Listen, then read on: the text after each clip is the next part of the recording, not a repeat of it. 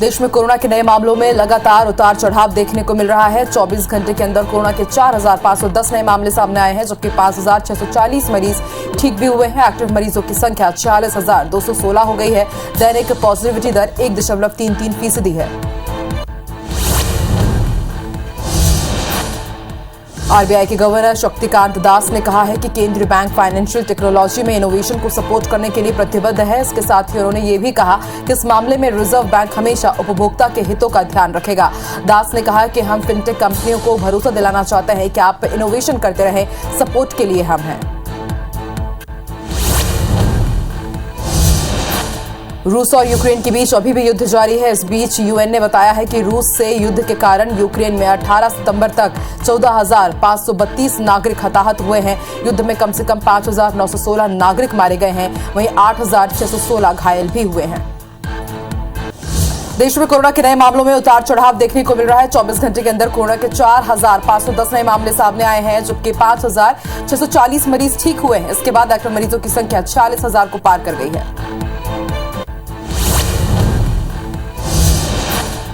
RBI के governor Shaktikanta Das ने कहा है कि केंद्रीय बैंक फाइनेंशियल टेक्नोलॉजी में इनोवेशन को सपोर्ट करने के लिए प्रतिबद्ध है। इसके साथ ही उन्होंने ये भी कहा कि इस मामले में रिजर्व बैंक हमेशा उपभोक्ता के हितों का ध्यान रखेगा।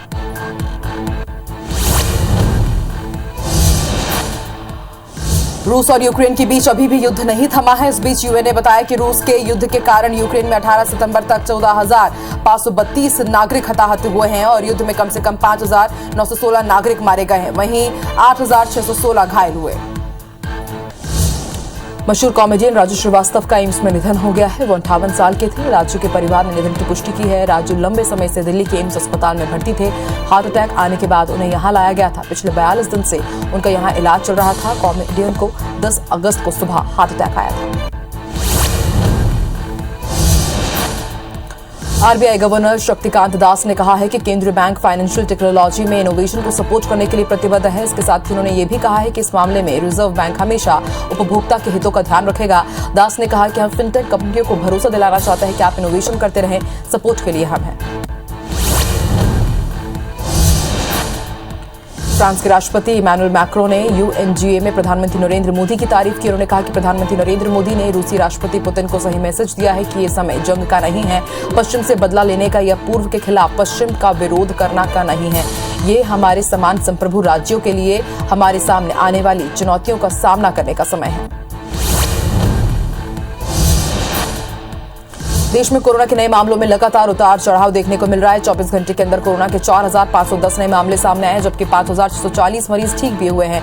इसके बाद अब एक्टिव मरीजों की संख्या 46,216 हो गई है। दैनिक पॉजिटिविटी दर 1.33% है।